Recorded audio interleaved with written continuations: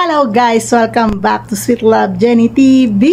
Ayan, nandito na naman tayo para mag-unbox. Ayan guys, meron na naman tayo i-unbox na items. Ayan, at bago tayo mag-start guys, tayo mag-intro muna. Let's!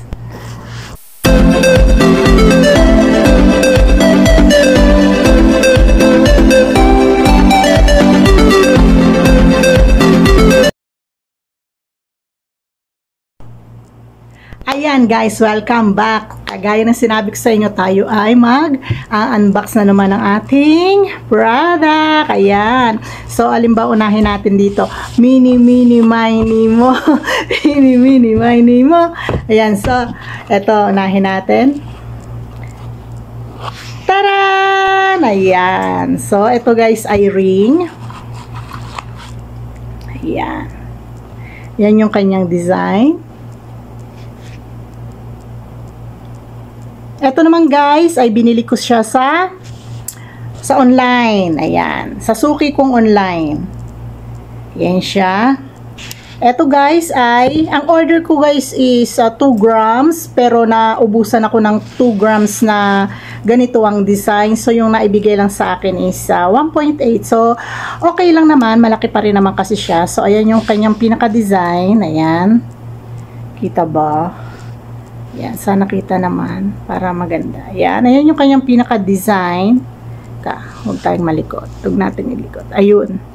Yan yung kanyang pinaka-design. Yan.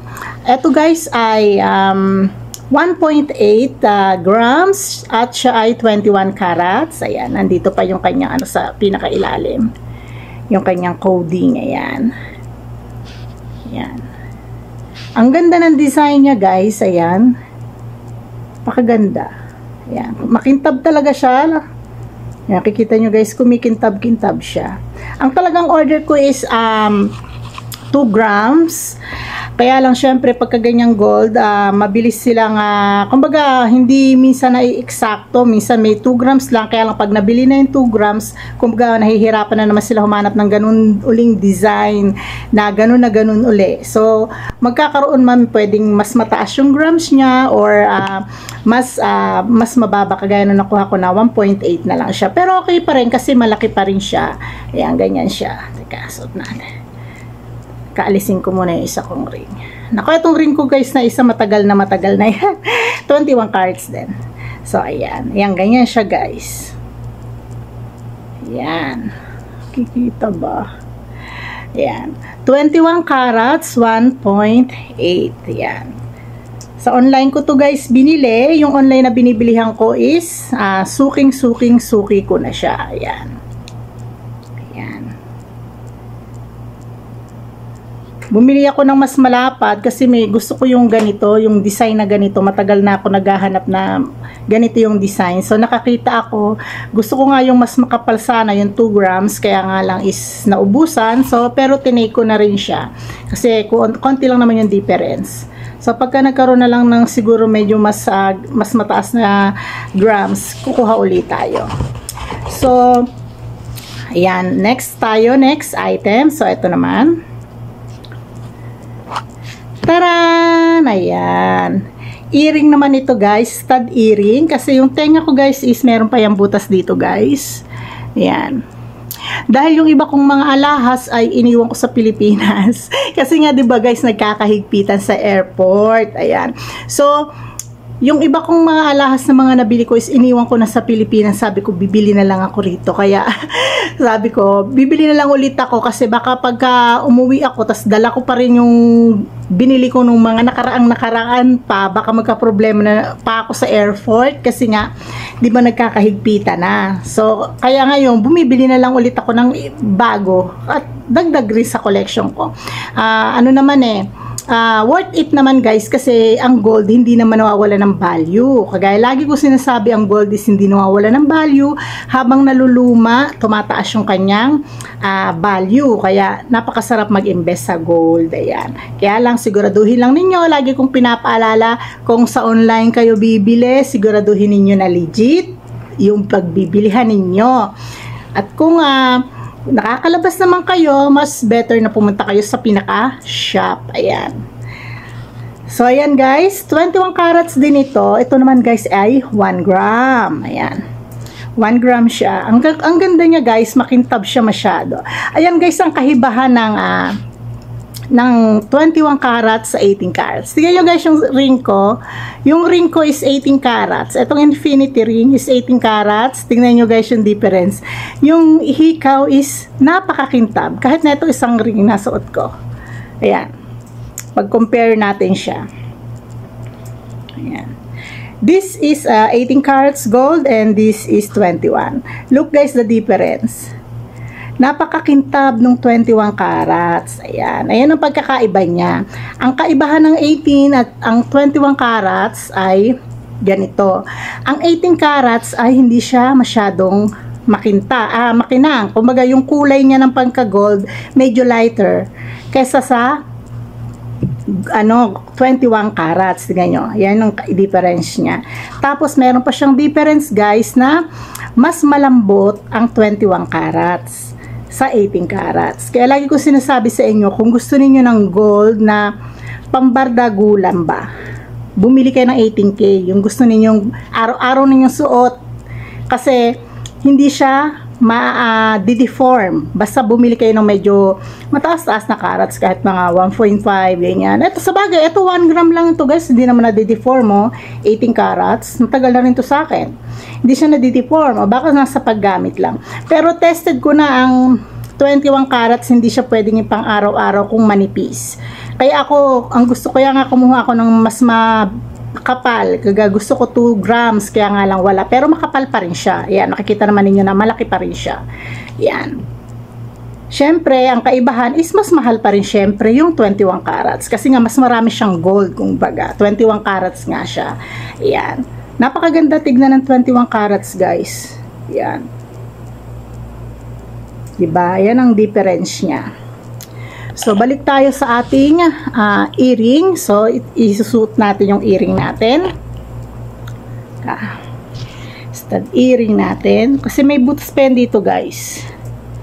Yan.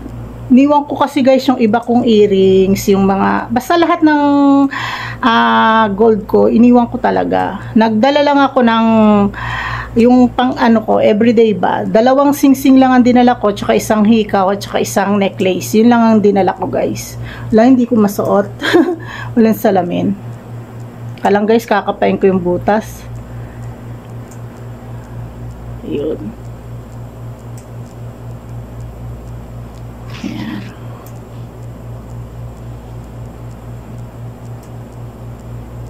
Yan siya guys, so wow. Ang kintab niya, 'di ba guys? So, tingnan niyo guys, mapapansin niyo yung color. Eto guys, yung hikaw na binili ko nung nakaraang Eid pa. 18 carats lang. Tingnan niyo, mas maputla siya kaysa rito na 21 carats. Yan guys ang difference niya. Tapos syempre, mas mahal talaga yung 21 carats. Yan. Pero ako, hindi rin ako nagpapawala ng 18 carats kasi nga yung pang everyday ba, yung kasi yung bang parang sanay lang yung kagaya ko sa singsing or sa kwintas, ayan, sanay lang yung ko na may suot akong alahas ba. So ayan ang stud earring natin. So I think kailangan ko pang bumili ng mas maliit. Ayan, 1 gram lang ito guys. So tingnan nyo guys, oh, diba? So ayan, yan. Mapapansin nyo yung kaibahan talaga ng 21 sa 18 carats. Ayan. So, ayan guys, yung ating product for today. Ayan, yung stud earring at saka yung ating ring. Ayan. Kagaya guys ng lagi kong pinapaalala sa inyo, sa pagbili ng gold, kailangan, kung sa online kayo bibili, walang problema, basta legit yung mapagbibilihan ninyo. Lagi kong tinitip sa inyo na kung online, cash on delivery kayo guys, huwag kayong magbabayad kaagad. Cash on delivery, pag abot sa inyo ng items, check it, kung tama, yan. Kung tama yung design, yung size, lahat kung tama, walang damage, bago niya abot yung inyong money. Ngayon kung kayo naman guys ay nakakalabas, ayan, kagaya ko ako guys, nakakalabas ako, pero kasama ko yung boss ko, ayan. So, pero walang problema na nakakapamili rin ako. Kasi, tumitingin ako guys ng mga latest design, kaya minsan, kahit naman nakaka-order ako sa online, pinipili ko pa rin na yayain yung boss ko na pumunta kami sa gold shop. Tinitignan ko rin kung magkano na yung price, ayan, ganyan. Ano ba yung latest design? Kaya napupunta ako sa main shop talaga ng gold, ayan. Pero dahil meron din naman akong suki na online shop, pagka tinatamad akong lumabas, yan, nag-online shop na lang ako kasi sigurado naman ako sa binibilihan ko. Tsaka cash on delivery siya. Ayan. So guys, wag lang talaga kayong magpapabudol. Ayan, always check. At saka meron pa guys tip na para hindi kayo mabubudol ng pagbili ninyo ng gold. Magdala kayo ng magnet kasi ang gold hindi na mamagnet guys kahit anong gawin ninyo. Hindi siya pwedeng mamagnet. Ayan. Kaya magiging maingat kayo guys kasi ang mahal ng gold, pinaghirapan ninyo yung pera na ipambibili ninyo, kaya iwasan ninyo ang magpa-scam. Bumili lamang kayo sa mga legit na seller, ayan, online seller, or much better kung makakapunta kayo sa gold shop. Sa gold shop guys, alam nyo, kagaya ng sinabi ko nung nakaraan, nakakatawad pa doon basta magaling lang kayo makipagtawaran. Ayan. So guys, sana nag-enjoy kayo ngayon ha sa vlog natin ito. Abangan ninyo guys yung aking mga susunod na vlog. Maaring hindi naman gold, maaring iba na naman ang ating mga items na i-unbox. Ayan. Pero kung meron ako mga bagong gold guys, so tignan natin muna.